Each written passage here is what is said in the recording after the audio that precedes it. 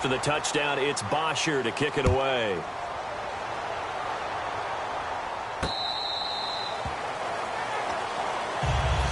And Pittsburgh getting set to take the field. And following the interception, we'll see what they can put together on this drive. I can hear my old college coach right now. He always used to tell us before every game, the team making the fewest mistakes will win. What they're hoping is that last mistake is their only one of the game. Coaches, that's all they talk about, turnovers, right? Minimizing those and maximizing opportunities. And quickly, they get to the line. Now a play fake, and no escaping this time as he'll go down. They got him for a sack. Tyson Jackson, he's the one that got to him. He takes him down for a loss of 9.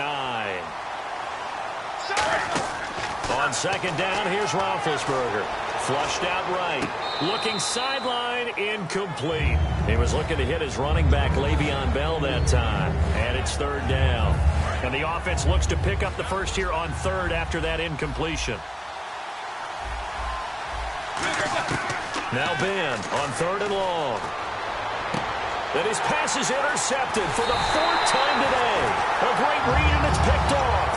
And he's going to take this one back to the 37-yard line. Atlanta now coming out on the field. And that recipe on their last drive that resulted in a touchdown looked pretty good, so they'll be hoping to do that once more. And it takes me back to when we sat with the offensive coordinator and the head coach. They felt pretty good about their game plan and thought there were some holes in the defense, and they exploited them the last time out. Let's see if they can come back and put together a similar drive. And we'll see if they can do just that.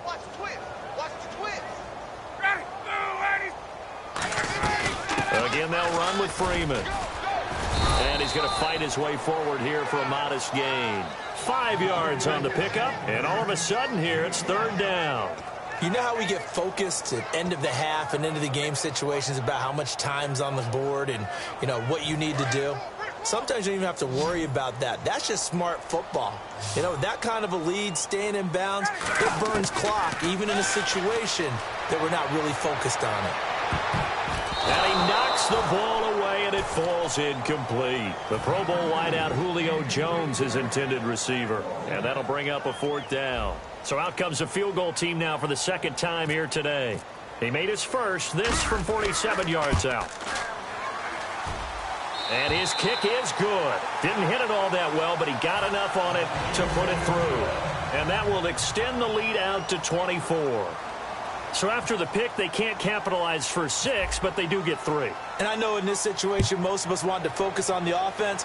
You know what side of the ball I played on. Let's give that defense a lot of credit. Taking it over in a sudden change situation and shutting them down. And Pittsburgh getting set to take the field.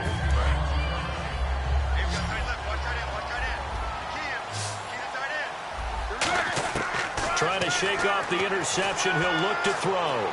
Escaping the pressure right. And he's going to have to eat this one as down he goes. Sean Weatherspoon in there to make the sack. He buries him for a loss of 10. And the D-line pinching together must be expecting the run. Now Roethlisberger to throw on second down. A screen to Bell. And able to break one tackle, but then quickly brought down. But a nice little gain. It's a 9-yard pickup on the play, and that's going to lead to a 3rd and 11.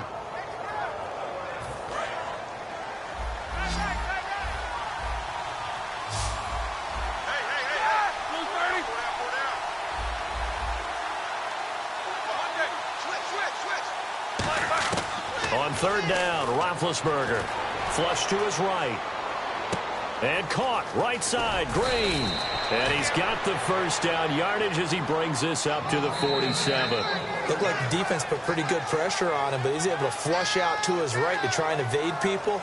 On the run, had to get on his horse. Still accurately throws a nice pass for a first down. So here we go, 1st and 10 now.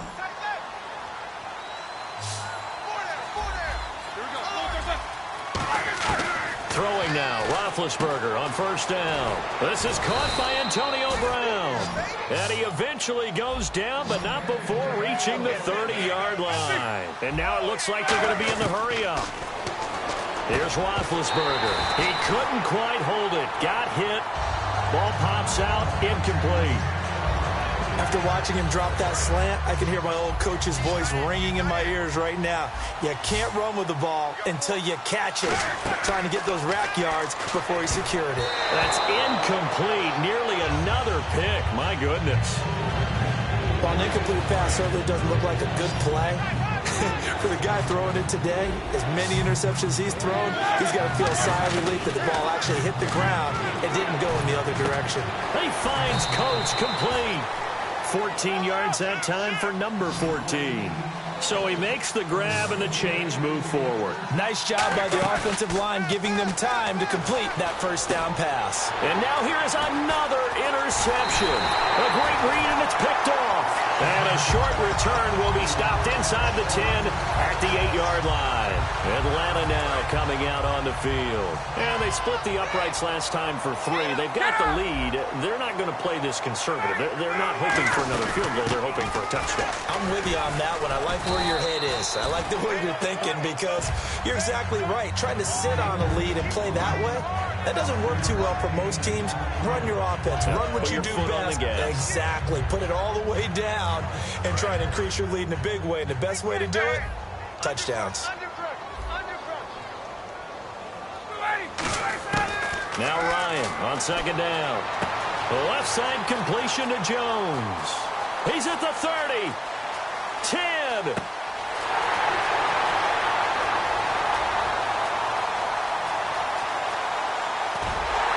And all the way down to the 26. It's a big play there for Atlanta. And even 60 yards. And the offense lining up 1st and 10. And they just had another big completion there. And I think in days gone by in the NFL, you might have asked, is this a little bit of overkill? Is this rubbing it in? I don't think people feel the same way nowadays. It's the age-old argument. Then you could say on the other side, if you're going to get angry about it, stop it, right? Go ahead and stop me. And I think a lot of the times they just look at it like, let's just play the game. And however it turns out, it turns out. After the penalty, here's Freeman. And a decent gain there as that takes us to the 2-minute warning. Time for a break. We'll come back and wrap up garbage time after this. On second down, Freeman. And a short gain here down to the 22. Give him 3 yards, and now they're left needing a conversion here on 3rd and 6. And this defense looks for one more stop here on 3rd after the run. They'll run it now out of the gun. And he's able to pick up the first down before he's tackled right at the 10. Well, I'd say that run's pretty emblematic of what we've seen all day long. No matter what they've done on offense, this offensive line has controlled the line of scrimmage, giving them time to throw it, run it, do whatever they wanted. That's why there are points up on the board. And right now, the psyche of the offense, we're in control, and we can do whatever we feel like doing out here on the field.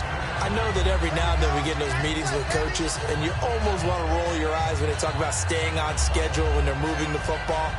But would you say a 7-yard run is ahead of schedule? 4th quarter with the lead, you love that, don't you? No doubt about it, because staying on schedule is trying to get 4 downs on 1st down. They did that plus 3. Now the Steelers put a stop to the action with a timeout defensively. And as the two teams talk it over on their respective sidelines, we take a break.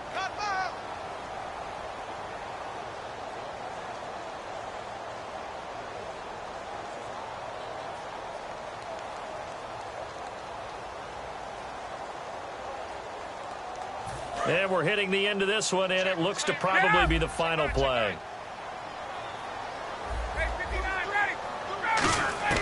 Ryan wants to throw it. And this will be caught. Well, forget taking the knee. Some late gamesmanship here as they throw for a late touchdown. They were still throwing with a comfortable lead here late, and now that lead even more comfortable.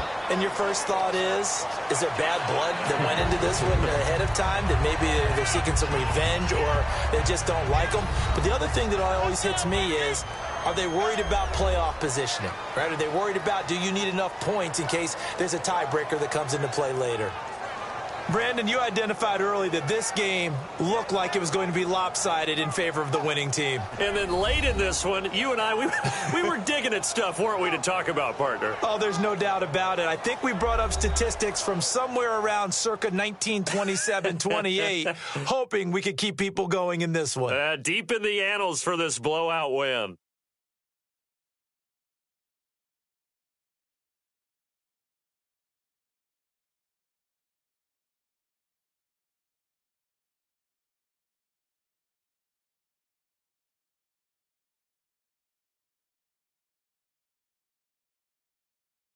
So that'll do it for us. For my partner, Charles Davis, and all the hard-working men and women on our crew, I'm Brandon Gaudin. You've been watching the NFL right here on EA Sports. It's a win for the Falcons here as we say so long from Atlanta.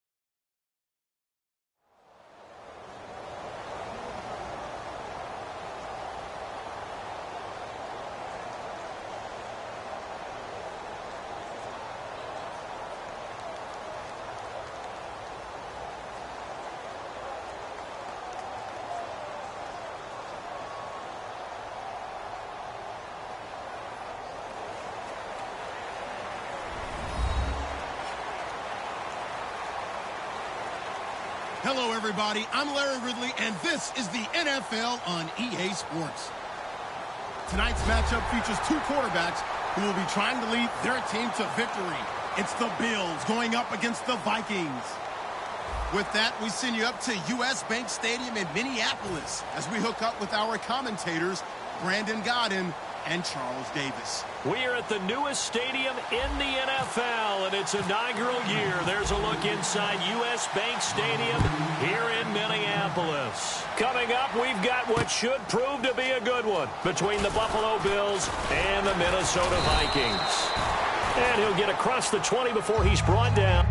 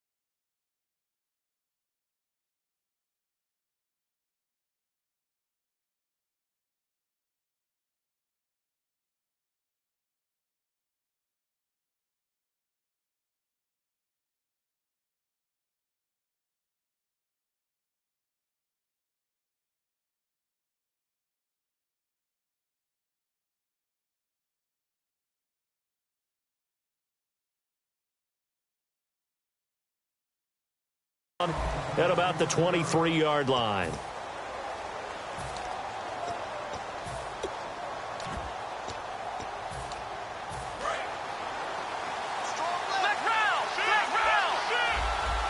They come out here in the eye.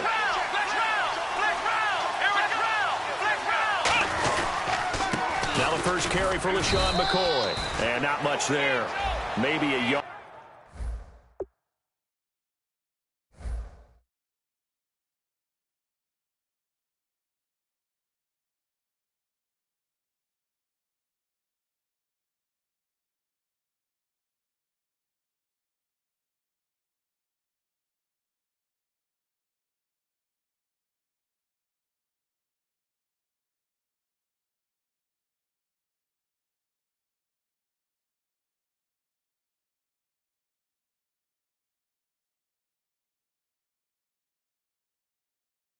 Up to the 24. Here's the offensive unit and heads up. Look out for the Clemson Tiger. Sammy Watkins was brought in to make plays. That's what he specializes in. Out on the perimeter or going inside.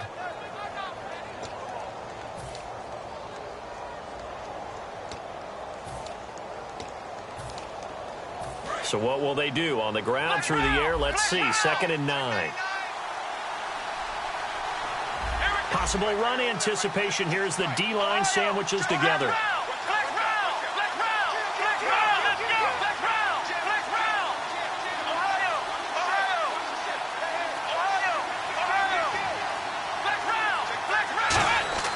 On 2nd down, here's Taylor. And right away, he lost the football. And the Vikings pick up the football. And his guys are going to take...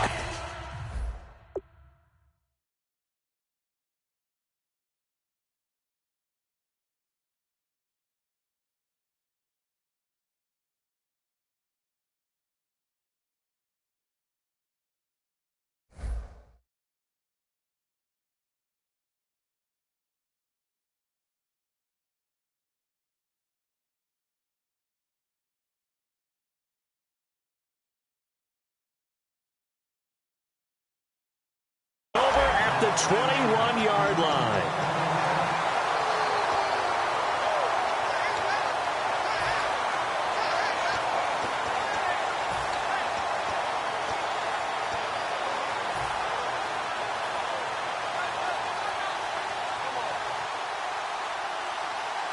Really nice starting field position here for the offensive unit.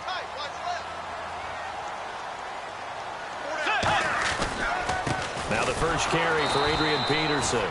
And he will lose yardage here back at the 23-yard line. That's going to go as a loss of a yard, and it'll be second down. The evaluation process in today's NFL does not take into account as much bulk as it does speed, and that's what we're seeing with the linebacker position. Those guys that can run, they can play at any spot because they can make plays on the opposite side of the line of scrimmage. The play clock's running down.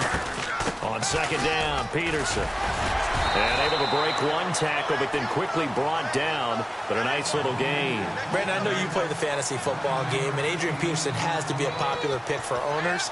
But this year, a tough season for him. A knee injury early limited him to 72 yards total for the season. Yeah, early indeed. Week 2 on that knee injury. So 72 yards, as you said, for the year. Came back, admirable, hoping to get him into the playoffs, but didn't look like he was ready to return. One guy I never count out, though, is Adrian Peterson. I expect a monster return in 2017.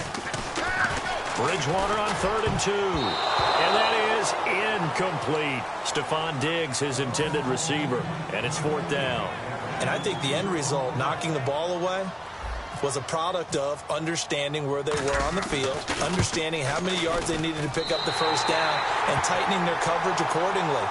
Gave them no gaps, no spaces, no real air in which to catch the football, and end up making a really nice play. So they recover the fumble but could not take advantage of the short field. They do get 3. And no one ever turns down 3 points going up on the board, but the offense will go to the sidelines wondering what if, while the defense on the other side, they'll celebrate holding them to just a field goal after giving up such bad field position.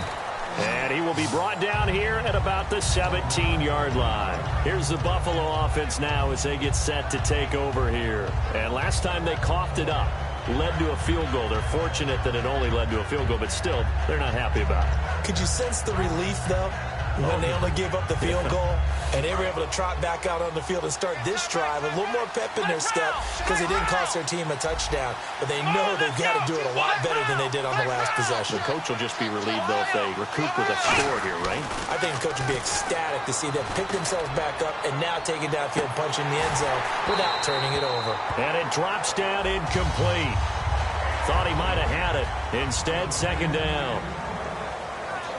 Quickly now a look at the defensive starters for Minnesota. Anthony Barr almost defies description at times. He's built like a defensive end, but he plays outside linebacker and does it quite well. 2nd and 10 now. It's Taylor. To the sideline, and a nice catch there. Made sure the feet were inbounds, and they were. No gain on that one, and it's going to bring up a 3rd down. Love the effort. Love the dramatics. Getting the feet down. How about a little step shuffle along the sideline there? Almost like a great ballet dancer or a tap dancer. All for no gain, though? I was going to say. Now the pressure comes, and he goes down. Just inside the 10, back at the 9. And no matter what the situation, the O-line just hates that because they feel like they didn't protect little brother back there, right? Man, that's just so difficult for them because just think about every single play. When you decide to throw the football, you're dealing with some of the best athletes on the planet. You talk about guys, if they weren't playing football, they'd be starting in the NBA at power forward. It's really a difficult task. You know, for this Vikings team, as they come back out here on offense, I don't know that any group had more of a roller coaster ride than them in the 2016 season. The quarterback change at the beginning, the hot start, and then the cold middle. It was just a tough year for them, wasn't it? It really was, and when you look at how their season went, you mentioned the roller coaster. A lot of it can come back to the injuries, especially along the offensive line. I think by around October, maybe even early November, I'm surprised you and I didn't get a call to go audition to be a left tackle there because they were just down so many guys. So that made it difficult to run the ball and to protect Sam Bradford, their quarterback, and it reflected in their final record.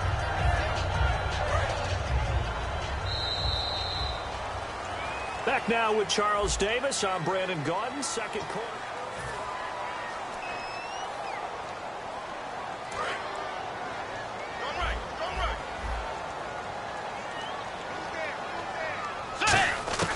A second down throw for Bridgewater. And he's got his man on the out route. It's a 9-yard gain, and it keeps the drive moving.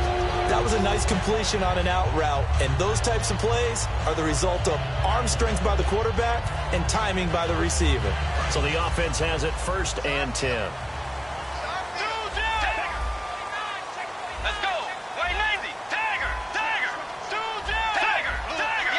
They'll put 2 receivers left, 2 to the right. On 1st and 10, Bridgewater. He rifles one that's intercepted. Picked off by Ronald Darby. And now off to the races down the right side. And he is going to score. It's a pick 6 and a Bills touchdown. Now that was a beautiful play. A pick 6. How would you punctuate something like that, partner? What do you mean, with an exclamation mark? Exclamation mark, a big word. What would you do with that? Ampersand? I like it. And this is up and good to make it 7-3.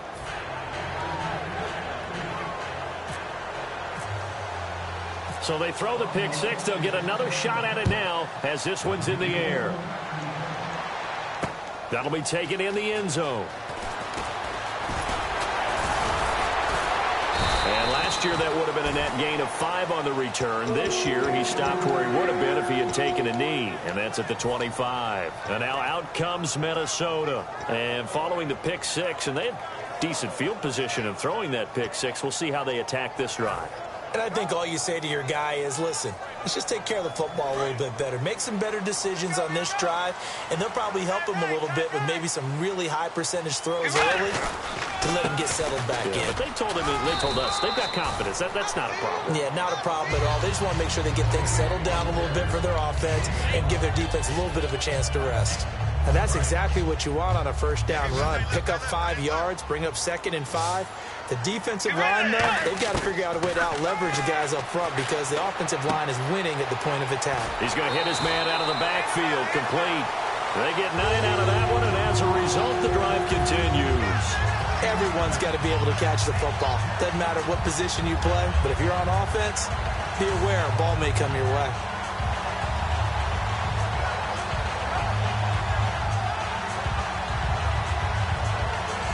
Offense comes to the line now, 1st and 10.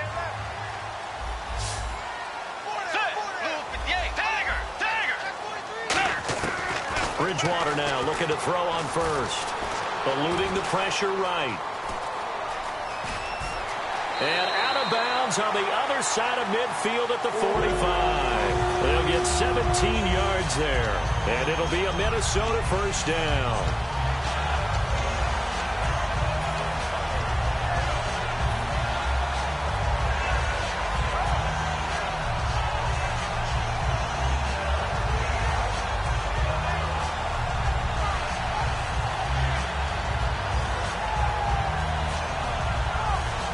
And now we're circling here around the 2-minute warning. This is a setup play, trying to get one last one in before the clock warning. They go play action here on 1st down. Rolling to his right. 1:58 to go in this first half of play. More from Minneapolis after this.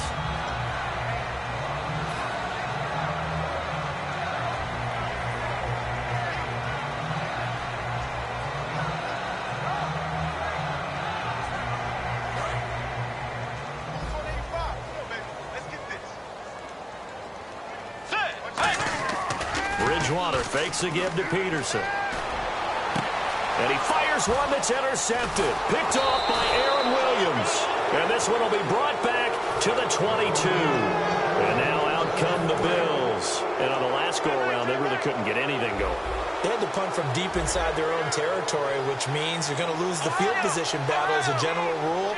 What they're looking for now is a little more consistency, move the ball at least a few times on offense, get a couple of 1st downs, and hopefully flip the field. Yeah, just something to build off of. That's what they're looking for here. For McCoy this year, 5th time in his 8-year career that he's topped the 1,000-yard mark. Charles, first time he's done it with the Bills, though, finished with 1267. And he's the type of player that you can build around. And what I mean by that is, as a runner, as a pass catcher, he does a little bit of everything, and he opens up the offense for everyone else around him, the complementary players.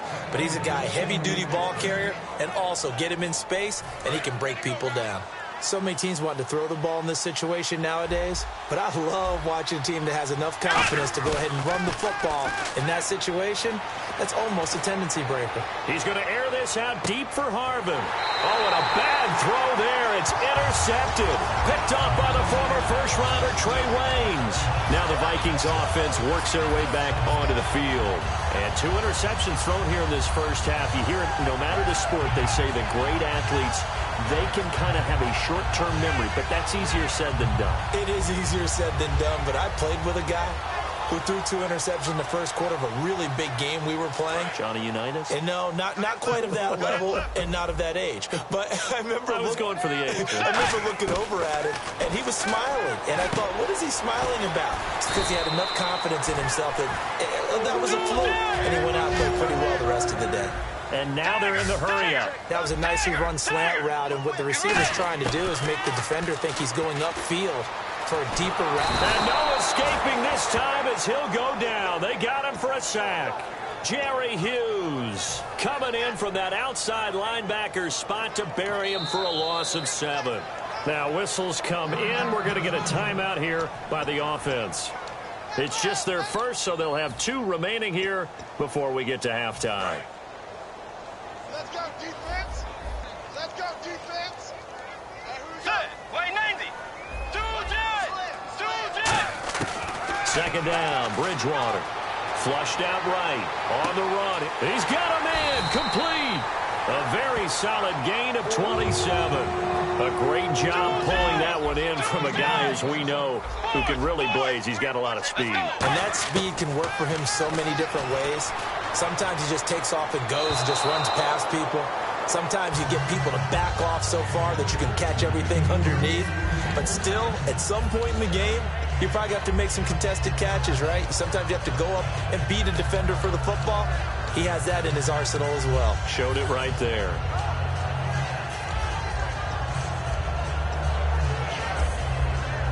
And on 2nd and 10 now. They'll put 2 receivers left, 2 to the right. Now Bridgewater. He'll buy some time right. Now, and for the 3rd time here in this half, it's intercepted. Picked off by Aaron Williams. And his guys have got it back at the closing stages of the first half. Here we go.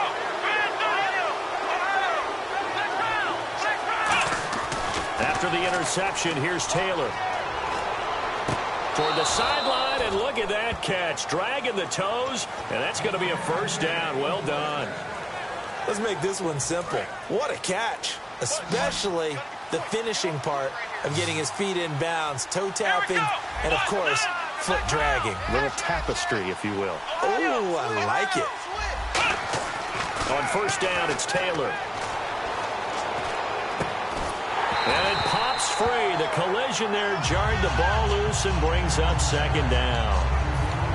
As tight ends go, he might not provide the super flashy plays very often, but he's pretty reliable. Usually an excellent target and normally catches what's thrown to him, but he didn't on that play.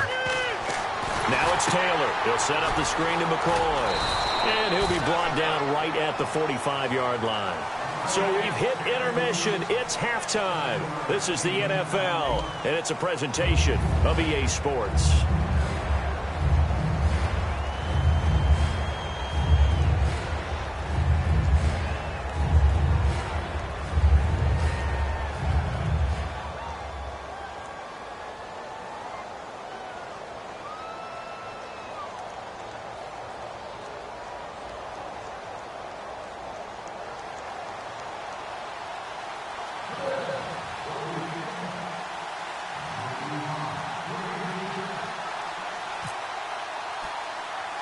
Both teams appear ready for the fight ahead, and we resume action here in quarter number 3. To return, here comes Marcus Sherrills. And they're going to start this drive in pretty good shape as they get it up past the 30. Out come the Vikings. They'll have it first on offense as we begin the 3rd. They're down here, but very much in this game. What's the tonality of a coach's talk when a game is within striking distance like this at intermission?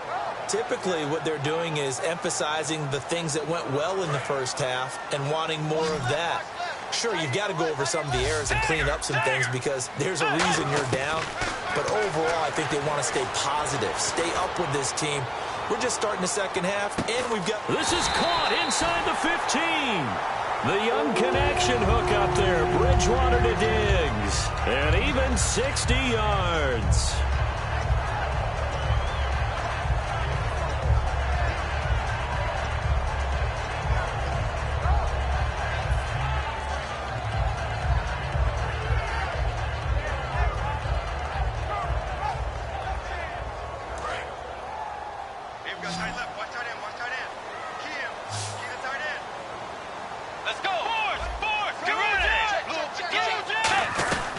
They'll run with Peterson. And he maneuvers his way down to the 3-yard line. He'll get 6 on the ground there, and it'll be 2nd and goal coming up. Some runs are blocked so well, you almost forget that someone has to carry the ball to gain the yardage. The leverage by the offensive line to create space up front, really well done.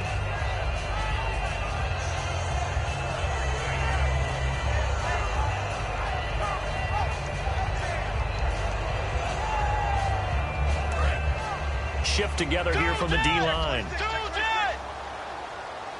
They come out here in the eye. Bridgewater with a keeper. Call it a gain of a yard as they get a little bit closer here. It's 3rd and goal. Hey, give them credit. That's a good, solid game there on the sneak because it all comes together.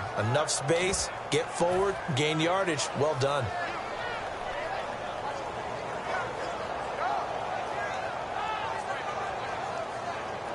From the 3 now, here they come on 3rd and goal.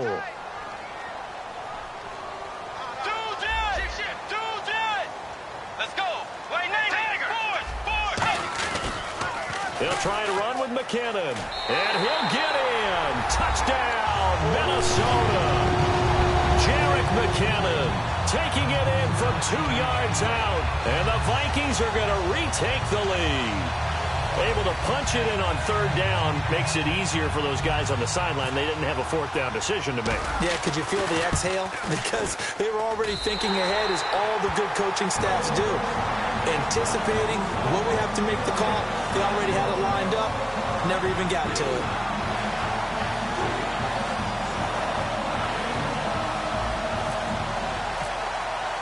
Forbath to send it away now following the touchdown.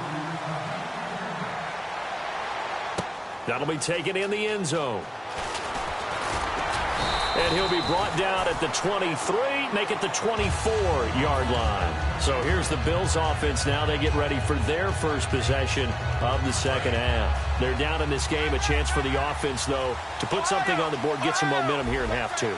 Try and get things kick-started for them. And you know at the half, they discussed how they were going to get that done. This is where scripting comes into play a lot of the time. How many plays do you script coming out of the second? Most of the time in the first half, you're scripting 12 to 16. I think in the second half, you're really scripting more like 8 to 10. Kind of a starter or an opener, whatever terminology they use, just something to get you off to a quick start.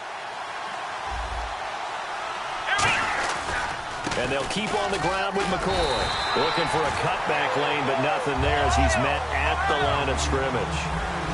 It's Everson Griffin who made the tackle. And they're going to hurry back to the line now. Here we go. Now Taylor to throw on 2nd down. Steps away to his left. Oh, the ball comes out on the hit, but they'll say it's incomplete. Well, pretty good coverage there, and both of these defenses, they've had good coverage throughout this one. No doubt about it, and in today's NFL, where we're used to a bit more scoring, this feels almost like a well-pitched game in baseball on both sides where the tension continues to build. Who's going to make the big play? On 3rd down, Taylor under a heavy rush, and down he goes. And how about this? 4th and long, and they're going to go for it. Now hold everything here. We're going to get a timeout by the offense.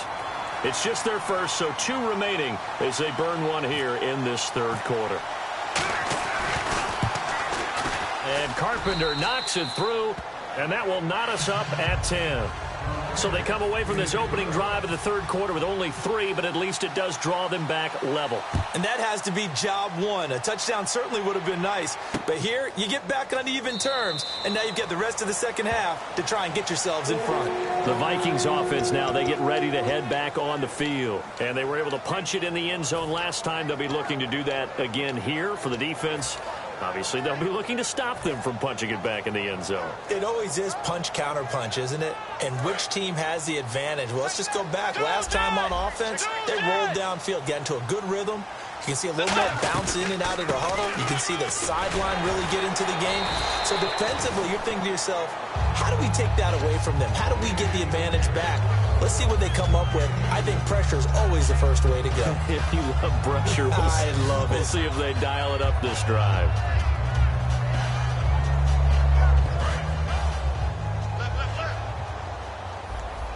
They'll put 2 receivers left, 2 to the right. A second down throw for Bridgewater. Firing quickly here, and that's complete. And down he goes, but he takes it up to the 40. They give him 13 yards there on the play and a fresh set of downs. When you see zone defense and you know you've got a drag route on as your primary call, you've got to be really careful as a passer about how far you let your guy go because he might wander into some tough coverage.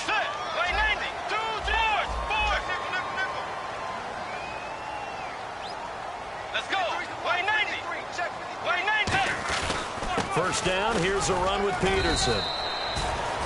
It's a pickup of 4, and it'll bring up second down. Not a run that you're going to write home about, but still a good first down run. That's what an offense calls staying on schedule. 3 to 4 yards on first down, you're set up very well for the rest of the drive. Back now at beautiful new U.S. Bank Stadium. All even as we get ready to start the fourth.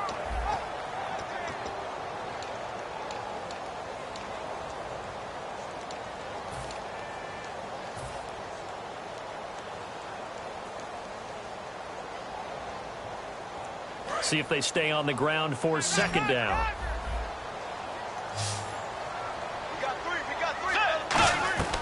Bridgewater now on second down.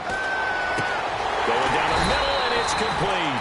And he's going to get this all the way down inside the 35. In recent years, the slot receivers really gained stature in the NFL because they can do so many things.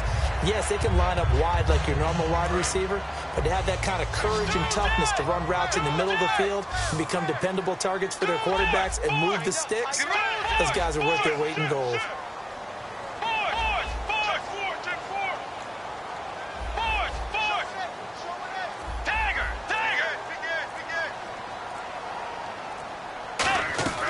They'll run it now out of the gun. And a cutback, right sideline. And he gets it all the way down inside the 10 to the 5-yard line. And they get 28 yards on that one. And the Vikings are going to have it now, first and goal. And now a first down following that long gain. They come out with 1 back and 3 tight ends. Here's McKinnon. And he stopped immediately there. It's a loss of a yard there, and now second down. We talk all the time about how important it is to have leverage in blocking. It's also a big part of policing up gaps. Did you move someone out of the A gap? Did you move them out of the B gap in order to create space for your guy to run? In this case, all those gaps were shut down. Yeah, the movement was defensive, and they got him for a loss. Bridgewater gives to his tailback, Peterson. And the hole closes quickly here. He can fight only to about the 4. Calling a gain of a yard as they get a little bit closer here. It's third and goal. 2 straight shots on the ground, now on third. Now the Bills will take another timeout. That'll leave them with just 1 remaining in this fourth quarter of play.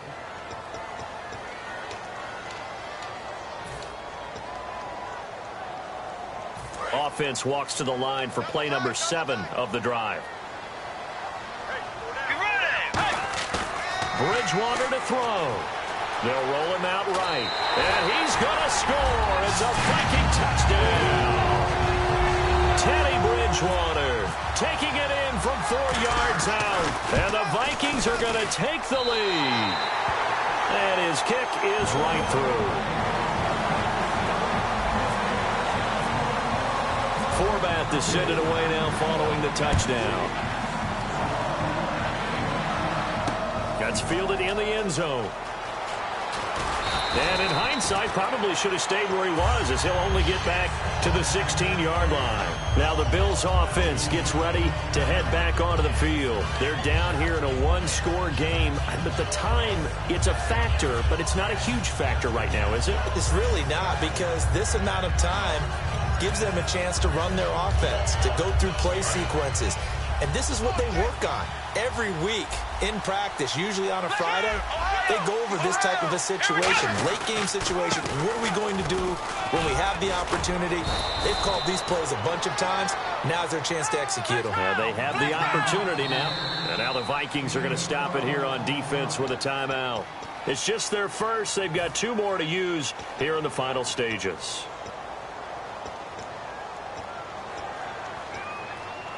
Fresh set of downs here. They come up in an offset eye.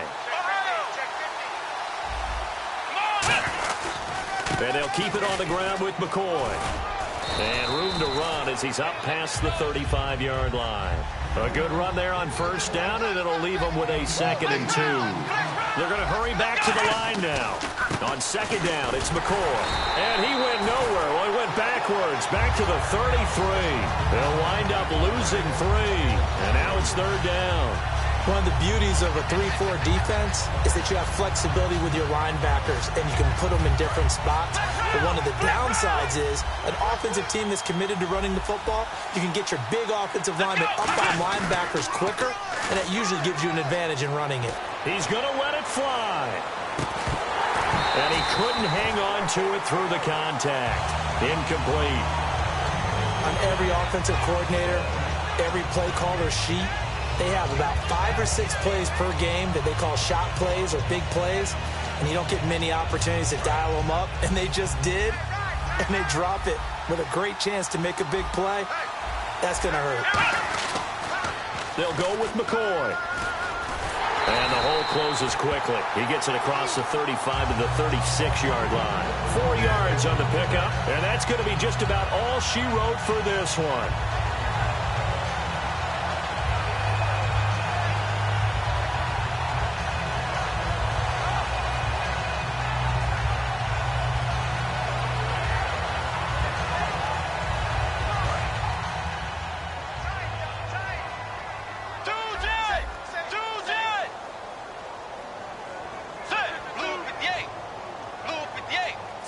Victory formation time for the Vikings as they'll take a knee here.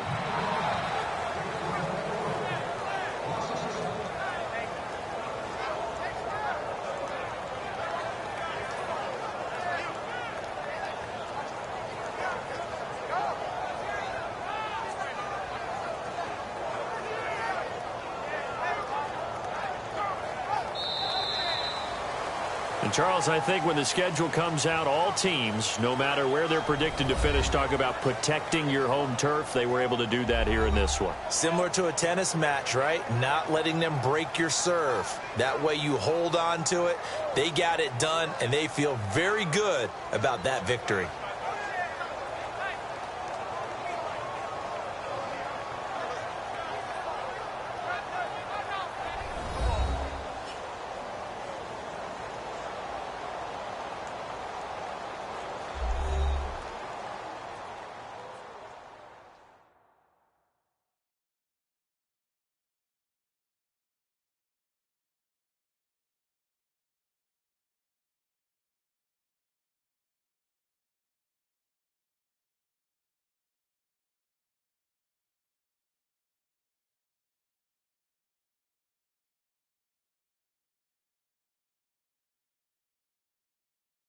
So that'll do it for us. For Charles Davis and all our crew, I'm Brandon Gaudin. You've been watching the NFL on EA Sports.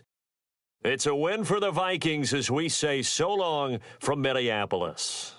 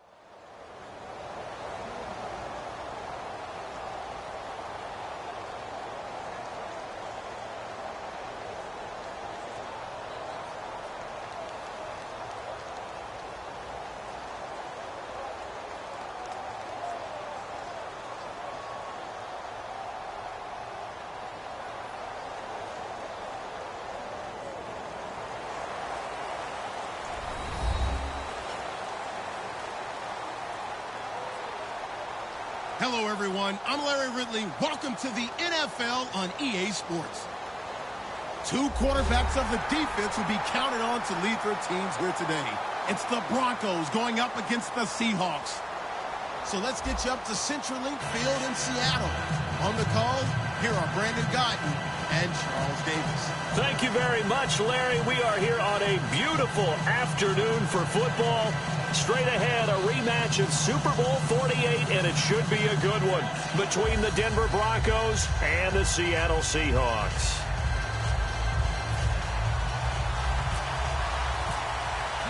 Here we go in a rematch of Super Bowl 48. The Seahawks and Broncos are underway. And this will be a touchback as that sails over the end line.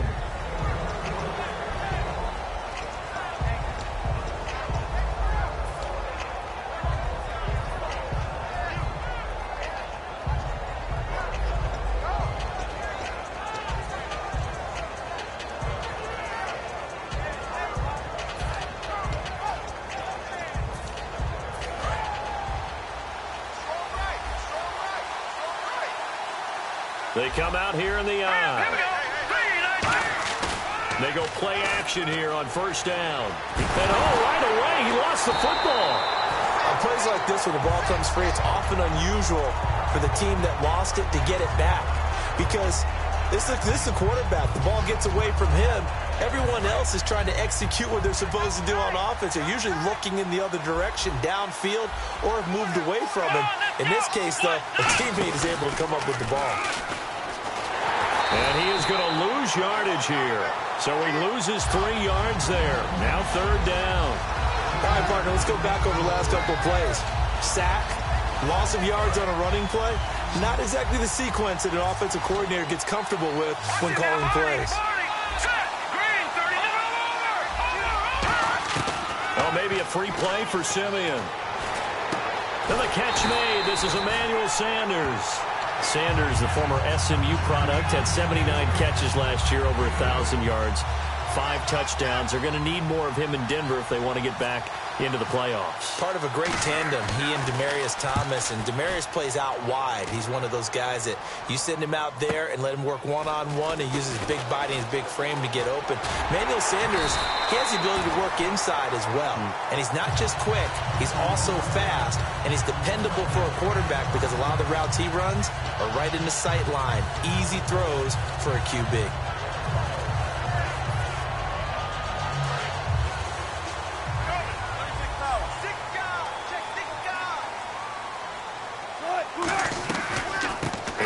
Rolls with his first carry. Trying to find a lane, but instead he'll get back to the line of scrimmage and no more. That's going to go as a loss of a yard, and it'll be second down.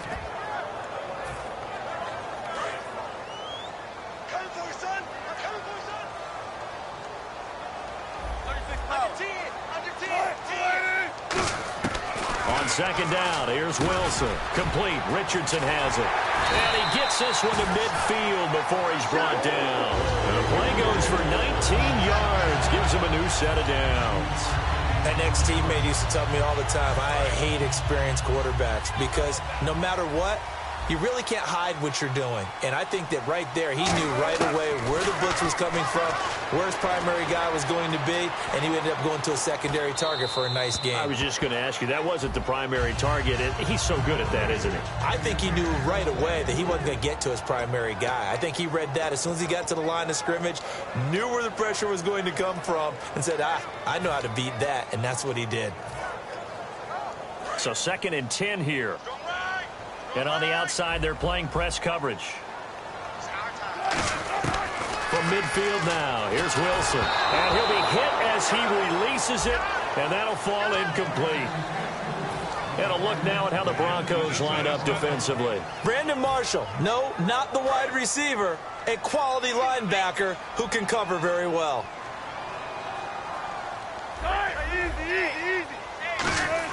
On third down, Wilson. And he comes back with one complete. And he's going to have the first down at about the 38. And partner, a nice little connection there on the corner route. The receiver set it up perfectly, worked his way inside, and then broke it back to the outside for the completion. 7 yards on the pickup there, and it'll leave him with a 2nd and 3. And that looked like some pretty easy yardage there right up the gut. And he's a guy that has some height to him, so when you don't have to drop a shoulder or create or get through contact or trash, it makes it a lot easier to stay upright, see the field, and make a run as we just saw there. They get 5 out of that one, and it moves the chains. And when you're playing a quarterback with some experience and some moxie, you enter the danger zone when you decide to blitz him, because if he's able to diagnose as he did on that play, he can hurt you downfield. He reads defenses so well, doesn't he? He really does, and the best part about that play for him, I don't think that was his primary target. I don't think so either. I think he had the read, figured out where the blitz was coming from, and went to a secondary target for a really nice game. And the 8th play on this drive coming up. Now whistles come in. We're going to get a timeout here by the offense.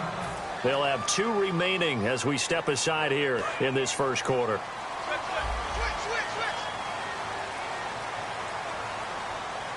And they'll try and burn some. And he's across the chalk into the end zone. Touchdown, Seahawks.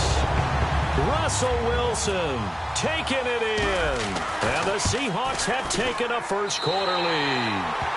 And this will give the Seahawks a 7-0 lead. So the flag is for roughing the kicker, a big 15-yard penalty. And I'm not sure that was the time to go all out after the kicker. Plenty of time left in this game. And this will not be returnable. It's out of the back of the end zone for a touchback. So the Broncos coming out now. And the last drive, the first drive for them, not very good. 3 and out. What do they go to here? Well, you don't look down at your play sheet and say, this is what the problem is. Let's find out who my playmakers are. Get the ball in their hands, and maybe the offense will move a little bit better. Sometimes it's more important to get it to the right people rather than dialing up the right number. Exactly. Or the right play, yeah. That too. And they're going to get this one all the way out across the 45. He had time, was able to survey the field and find a soft spot in that zone coverage. And that's where it gets difficult for a defender, Brandon. You go to your spots on the field that you have to cover, and when the offense finds an area that you're not in, that's where they throw the football. And they went the wrong way there, losing yardage back at the 43-yard line. A loss of a full 3 yards, and now it's 2nd down.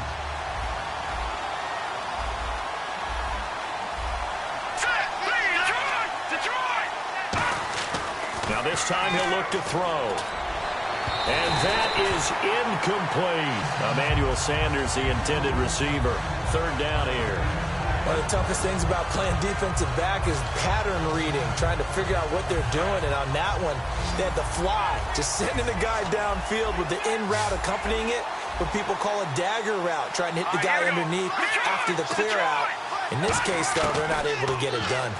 Yeah, they said forget the underneath route. They went for the guy on the fly, but as you said, incomplete. So it looks like the offense isn't going anywhere. They're going to go for it on 4th and 7.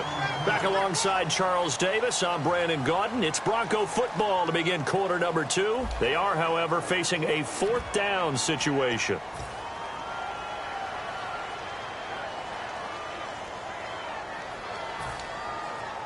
And they're going to at least line up to go for it here on 4th down. Here we go now. All right, now, lucky 56. Lucky 56. Lambert. Over. Indeed going for it. Simeon. He rifles one that's intercepted. A great read, and it's picked off. And they will take over possession of the football at their 42-yard line. The Seattle now ready to march out of the field. And that last drive, a long drive, but not just that. They had a great air attack going. Do they stick with that? I would think that they would, because if they were confident enough to do it on the last drive, starting backed up in their own territory, why would you change anything? They've got to be confident about what they're presenting and continue to do so. Yeah, because the secondary, they really look clueless. And that was amazing, because that drive went, no adjustments, and no big plays by the defense to knock the ball away. On 2nd down, Rawls shrugs the tackle. Nice. And he'll lose yardage here, back at the 41. It'll be a loss of 1, and that'll bring up a 3rd and 11 situation. Doesn't matter who you're rooting for in this game, the effort of the man with the football, getting away from one and trying to turn forward and get some yardage, I really liked what he did there. Here's Wilson. And incomplete. The contact made the ball roam free and brings up 4th down. We know it's not an easy job to go out and catch passes when people are trying to tackle you and knock the ball away. But the bottom line is, that's a pass he's got to have and a pass he should have caught.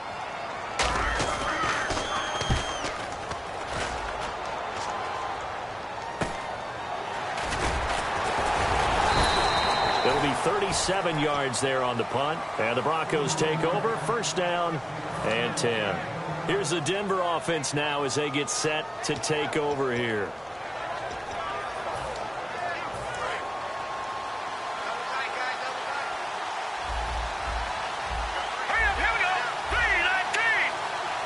They'll send the big tight end in motion right. They go back to the air here after the INT on the last drive. He sets to fire deep and almost intercepted. It would have been his 2nd pick of the game. Instead, it'll be 2nd down. Well, he just threw an interception last drive, nearly another pick. And things aren't very even right now, are they? It's a little bit sloppy out there, isn't it? It's kind of difference between driving on those paved roads and those country roads that have those potholes in them, isn't it? 'Cause that's the way this game's going right now. A lot of bouncy bounce. Pressure comes. He's taken down by the Seahawk defense. Mike Bennett in there to bring him down for a loss of 7. 2nd down, sacked by the defense. What type of pressure will they bring here on 3rd? We'll see. The tight end in motion right.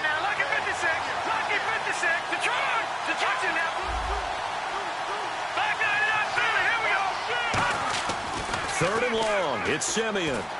Surveying the field. Going for the deep ball. And he couldn't hang on to it through the contact. Incomplete. Well, they went for the big play there, but that drop could really hurt their momentum.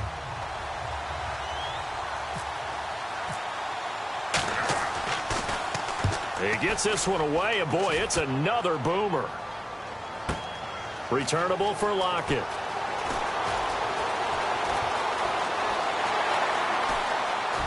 And all the way inside the 35 before he goes out of bounds. Might have been one man away from 6 points. As it stands, it's a huge return. And the Seahawks will have great field position to start this drive. They take over on the short side of the field. And a great spot to start this drive from here. And the D-line pinching together must be expecting the run. 1st down, this is Rawls. Works his way inside the 30 on a pickup of 4. Earlier, partner, when discussing Russell Wilson, you said you think he's best when Seattle is running back centric. Is Thomas Rawls the centerpiece going forward there? I think so, because of what he did 2 seasons ago before he got hurt.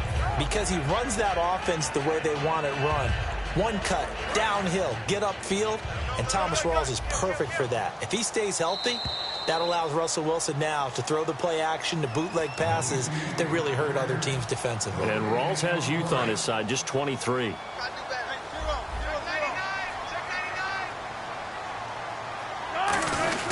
They stay on the ground. Rawls again. And he is swallowed up right at the line of scrimmage. Call it a gain of a yard, and it's going to bring up 3rd and 5. Not a big run on the first play of the drive, but that doesn't necessarily mean it was a bad play. Sometimes you're just trying to settle in, get your guys a little bit of contact, and get things moving. And it looks like we've got a dime set here defensively. 6 DBs in the game. Wilson turns and gives to Procise. And he'll take this down just shy of the 25-yard line. 3 yards won't be enough here as that'll bring up 4th down. But forget knowing where the first down line was. This defense created their own line of scrimmage. They won every battle up front. And a lot of times that is one-on-one. And if you win your one-on-ones enough times, your defense is going to be pretty good. They have more people. Now the Broncos are going to take a timeout. It's just their first, so they'll have 2 remaining here before we get to halftime. On is Hauschka now for the Seahawk field goal. On the right hash, it's a 43-yard attempt. And Hauschka's kick is good. And the lead moves to 10-zip. So a good kick there, and they finish off the drive with 3. And that should be the goal for an offense. Finish each drive with points. So that's a nice job there to come away with at least something. This will be taken in at the 1. He juked him, and not a very good return at all as he won't even get this back to the 15. And Denver getting set to take the field. And what do you think goes on here in this situation? If you got the football, you're trailing, you're back in your own territory with just a little time. Do you try something? You're thinking about jump-starting your team, right? You just mentioned it. They're down. They're trying to get back into the game. But you got to figure, if something goes wrong, you may have put yourself in a spot where you may not be able to come back in the second half. Managing risk, this is a big decision here. That incompletion, Charles, gives me a chance to put you on the clock real quick. NFC teams last year that did not make the playoffs that might make a push this coming year. Well, 3 that come to mind right away that we thought were going to be in 2016. Minnesota, remember the start they got off to before that didn't work out so well for them. Arizona, we thought they were a lock to be in the playoffs. In fact, many of us called them Super Bowl contenders. And Carolina, the defending NFC champs going into last season, they didn't make it. So I think that all 3 could return to former glory. I'm going to give you one way off the pace here. You ready? Let's go. The Los Angeles Rams. Ooh. They get the young quarterback going, and that defense continues to live up to expectations. They can make a real strong push in the West. They've got the D. You're right. They just need the O.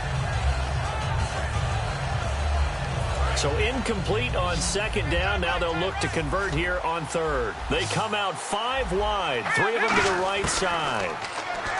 To throw is Simeon. And he's got it. Complete to Fowler. We'll give him 10 yards on that one, and that'll earn him a fresh set of downs. Did you see that route the way that I did? I thought he was trying to get deep. Yeah, that first. wasn't the first option. No, it came off of that guy, the deep guy, and came underneath on the drag. Completed it very well. On first down, Simeon. He'll air it out deep for Thomas. Into double coverage, and it's intercepted. It's the Pro Bowl cornerback, Richard Sherman. And they're going to set up shop at the 27-yard line. And Seattle now ready to march onto the field. And we'll see how this is played. Offensively, they've got the lead. Not a whole lot of time left. What do you think, Charles? Well, it's tempting to try and add to your lead, but a mistake there, that could change things in a big way. I say go ahead, take the knee, get on out for the half. Kayvon Webster there to make the tackle. Frustrating for a defense, energizing for an offense. Finding a way to create that type of yardage in your running game, that'll make the guys carrying the ball very, very happy. On second down, Wilson. Pressure comes, and Wilson's going to go down. And now the Broncos will burn another timeout here. So that means they're down to 1 remaining here as we head toward halftime. And the O-line will have to do a better job protecting here on third down after that sack.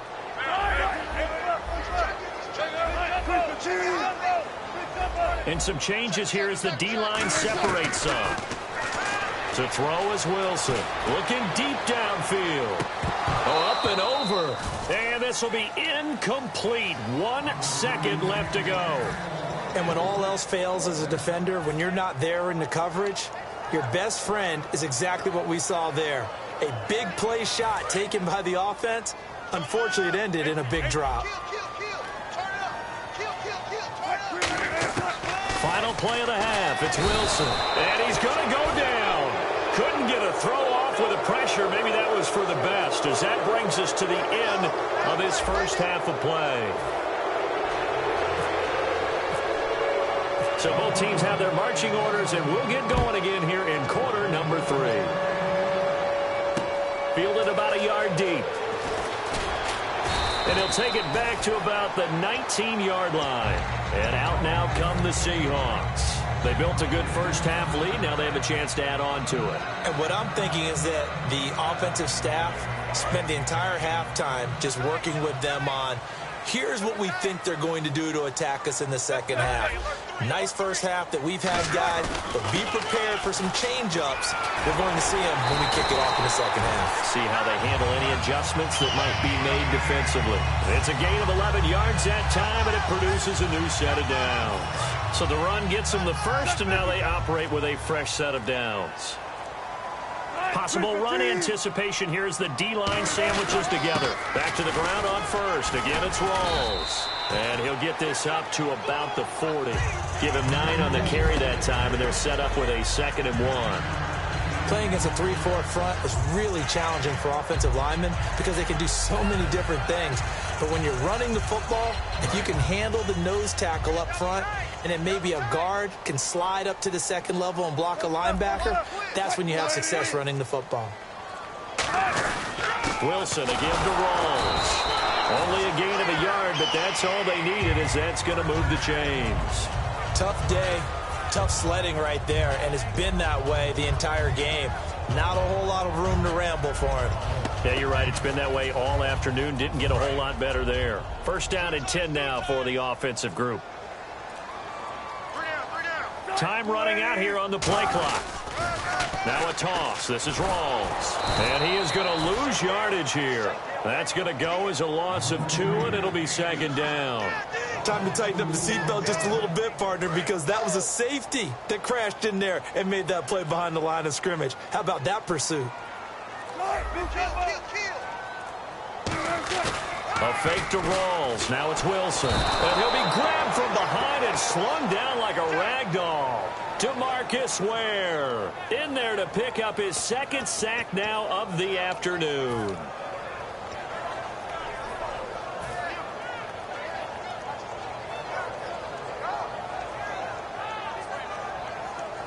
Big sack on 2nd down. Now the offense needs to convert here on 3rd. Play clock winding down. On 3rd down, Prosise. And he'll get this only up to about the 35. 2 yards on the pickup there. It's 4th down. I like what they were thinking on defense. Just guard the 1st down sticks. Don't let anyone pass that. Didn't matter whether they threw it or ran it.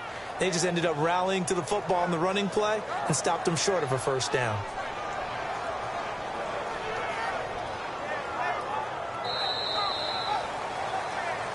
Back now in Seattle, Washington. It's the Seahawks with the possession. They also have the lead here as we get set for the 4th and final quarter.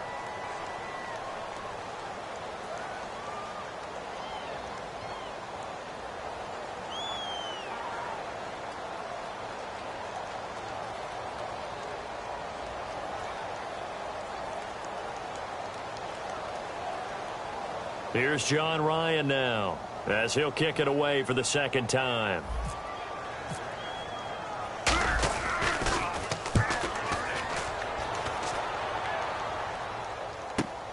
Taking it about the 16. And he is out of bounds, getting it across the 30-yard line. A good return there, 17 yards. And possession will switch hands, 1st and 10. And Denver getting set to take the field. They come out here in the eye. Here's Anderson as they begin this series on the ground. He'll get about 4 as he's past the 35 to the 38-yard line. Defensively, the tackle by Cam Chancellor. 2nd down following the run.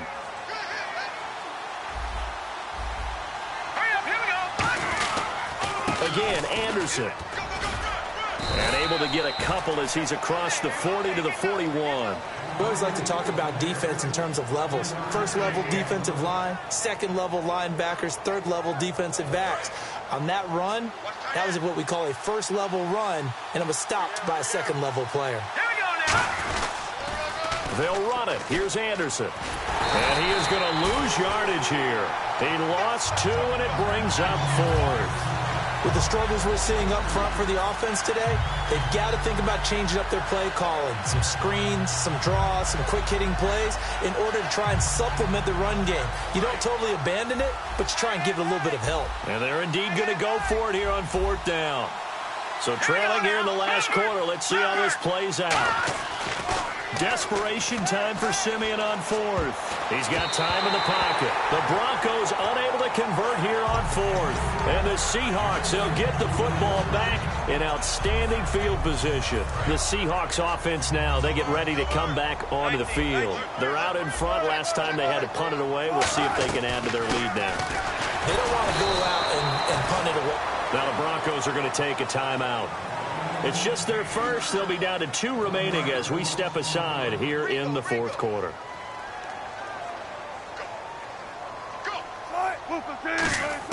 Now Wilson on second down.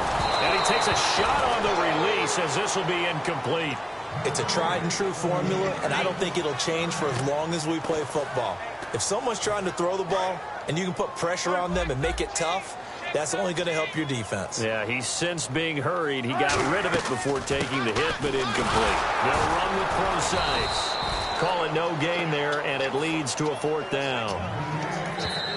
And now the Broncos will burn another timeout here. That's going to be their second. They'll be left with one more plus the 2-minute warning, and we'll be back.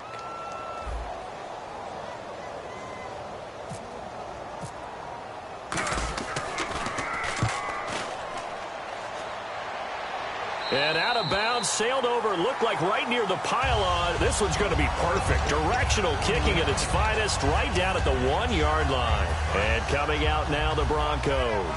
And last time they were very fortunate, this offense. They went for it on fourth, turned it over in their own territory, but the other guys held up.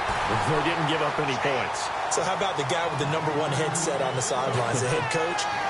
That was planned going into it, not necessarily to not get the first down or to have the defense have to hold up. But he trusted his defense. Trusted his defense very much, and I think that's how he's going to play this game. Go for it, be aggressive, because I've got the wild bunch backing me up over here on my own sideline. We'll see what his offense can do. Time for a break. We're back to finish this one off after this. 8 yards still remaining here on third down. They'll come up now in the Wildcat package. Here we go. Brand 38. Booker from the Wildcat. And he will have the first down here as he's up to the 15. A nice pickup there of 11 yards, and it'll move the sticks. Looking to speed things up here, going with some tempo. On the direct snap, it's Booker. Here's a run for the Colorado State grad, Capri Bibbs. Officially no gain on the play, and it's second down. And this defense continues to give them fits. They just can't get really anything going on the ground, can they? I love the theme that you just brought up. This defense has been tough all game long against the run. We just saw another example of it there. And they'll lose a yard that time, and that's going to lead to a third down. Brandon, that play typifies what we've seen from the offense all day long. They've had no success getting things going. I think for the offensive coordinator, he's got to go to that side of the play sheet that says, try something different. Try some specials, something they haven't seen all day to try and get this offense kick-started. And this is going to be incomplete. He was looking for Jordan Norwood that time. And now it's fourth down. When everything is in sync on defense, that means everyone's communicating really well, and sometimes it's nonverbal. They just know that when a receiver's in one spot, this person may have him, and he's in another spot, the next defender may have him. And they've squeezed the passing lanes down to where it's so difficult to find an open area to deliver the football. They've made it tough on them all game long. They had to go for it with such little time remaining, and that'll be just about all she wrote for this one. The Seattle now ready to march out of the field. They're in a good spot. Two-possession game, barely, but a two-possession game here late. Now they just have to put this game on ice. Let's face it, right now, they're talking about ball security, taking care of it, not allowing anything crazy to happen, because we've seen nutty things happen down the stretch, but they also have the security of the scoreboard. With that type of a lead, even if something goes haywire, they're still in good shape.